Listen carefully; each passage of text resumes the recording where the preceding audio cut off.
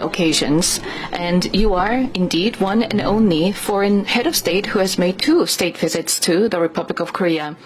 And it is the first time that you are the first U.S. president that has been conferred the Grand Order of Mugunghwa by Korea. So indeed, our meeting is very meaningful.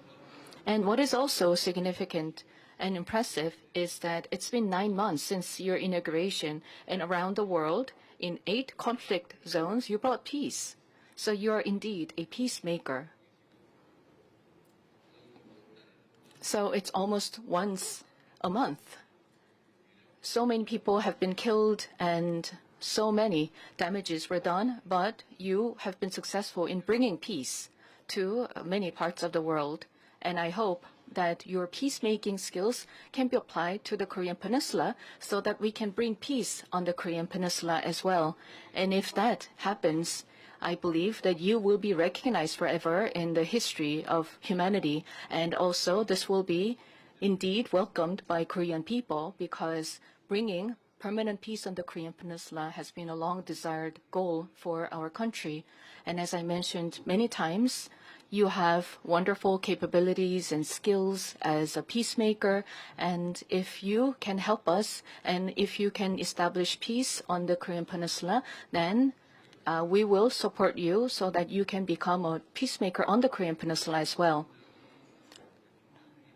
Chairman Kim, I hope, will see your true heart and intention. This time, your meeting with Chairman Kim did not happen, but I am very happy that you are willing and open to having a dialogue with Chairman Kim, and the posture itself is a lot for us.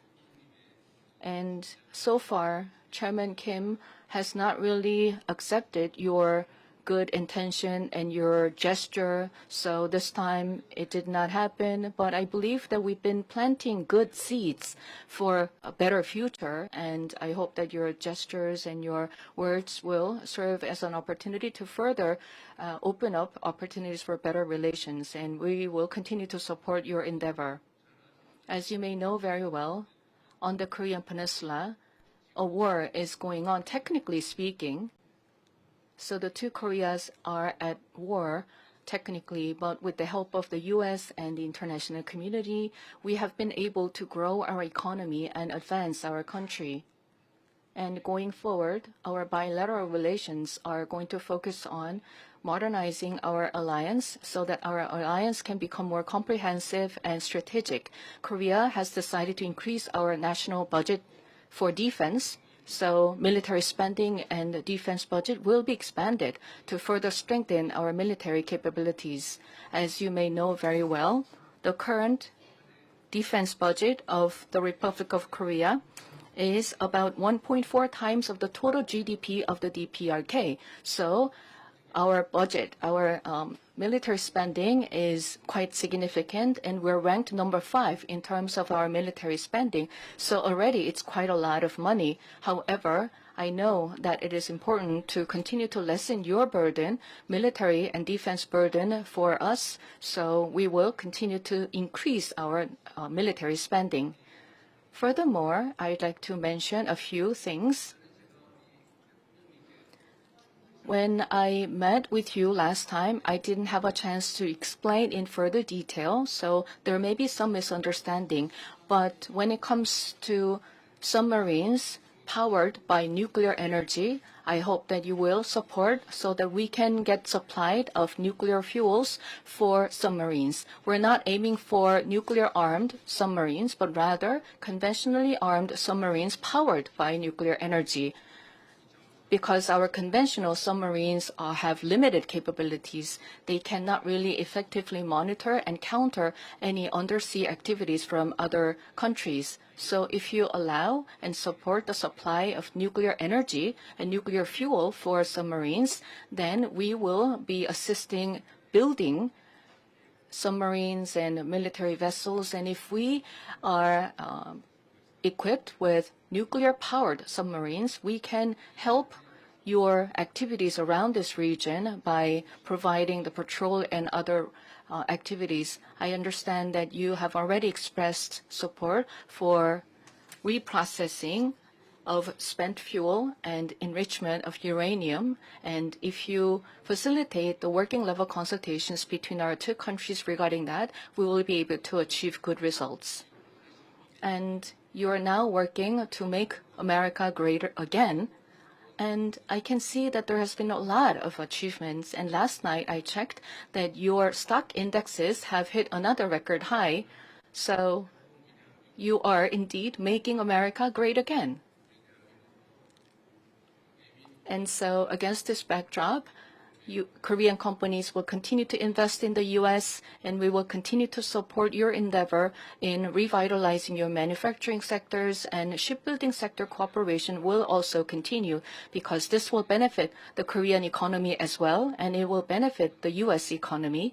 And all these efforts will further advance and strengthen our bilateral alliance and relations. We have 50 million people in Korea, and along with our Korean people, once again, I welcome you to the Republic of Korea, and I hope that we will continue to work together for better Korea, for better U.S., and also for better bilateral alliance. Welcome once again. Thank you very much.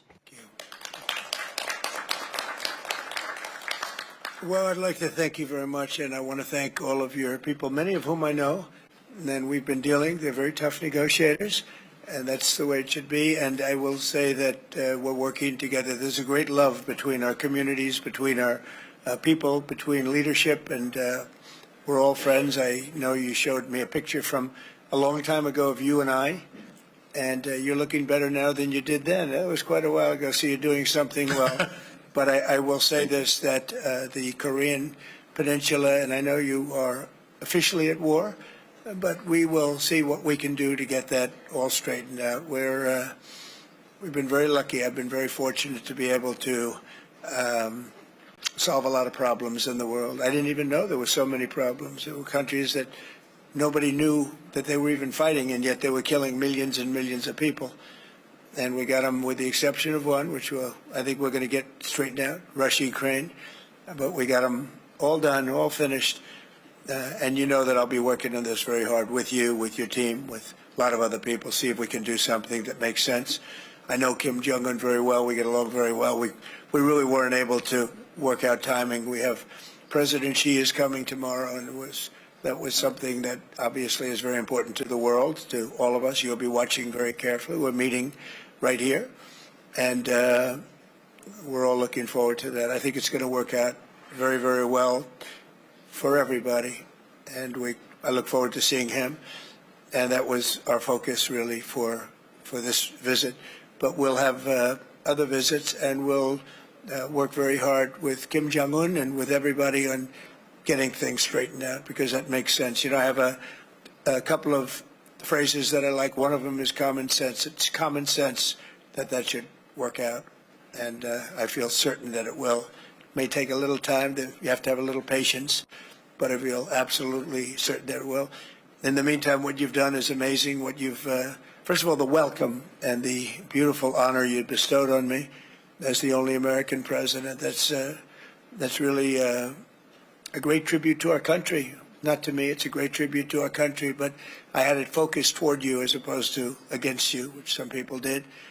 What you've done and what you've created, what you've done in really a very short period of time, relatively speaking, is amazing. It's really amazing. And you're working with us now on shipbuilding because you become a master of shipbuilding. You know, during World War II, we were the biggest. We were number one by far, the United States. And then through a series of very bad decisions or lack of caring, we really didn't make ships very much anymore. We made other things very well, but we didn't make ships. Well, making ships is a necessity. And I know we're working in the Philadelphia yards and in various other places in the United States where you're coming. We're going to make ships together in the United States, and we're going to start up shipbuilding, and we'll be right at the top, or at least toward the top, in a pretty short period of time. But we have a lot of industries that are together, And we have a lot of industries where we're leading. We're leading in AI now. We're leading in a lot of the different things. We have many car companies coming back, as you know, to the United States. Yesterday I was in Japan, and Toyota is investing $10 billion in building car plants, numerous car plants throughout the country with American workers, largely American workers. And we have many, many of them opening. So we have a lot of industry coming back. We're going to be having, I think by the end of my first term, we should have $22 trillion invested in the United States from other people and countries. And that's a record that's not even close. I think the record could be just about one-fifth of that. And the previous administration had less than $1 trillion in 4 years. And we're going to have maybe 21 trillion, could be even higher than that in 1 year. So nobody's ever seen anything like, no country's ever seen anything like that. But I just want to let you know it's a special bond that we've had. We've had it for a long time, but you've never had it as strong as you've had it with me. And it's a tremendous honor. I will tell you, driving up in the Beast, that's called the Beast, driving up in the Beast, the limo, with those very powerful people carrying very vicious-looking weapons. It was something. That was some spectacle and some beautiful scene, and I know what goes to making that happen. But it was so perfect, so flawlessly done, and all of us, I can speak for my entire cabinet and all the people with me, I don't think we've ever seen anything like that. So I just want to thank you for that. That was a very special welcome, and it will be remembered. And Marco, I think you're working extremely well with the defensive side, defense and offense. You know, we have both defense and offense, and they're equally as good. In fact, our defense is very important from the standpoint of helping other countries. But we're going to take care of, we're going to work with you, and we're going to take care of the one, it's really a lingering cloud. I would call it a lingering cloud that's over your head. We're going to see if we can get that straightened out. And I just want to thank you again for the welcome. And I wanted to say we've been friends for a long time, and you are going to be a great president. You already are. And if we can do this together, then you'll go down as the greatest of them all, and we'll try and make that happen. Thank you very much. Great honor. Thank you. Thank you.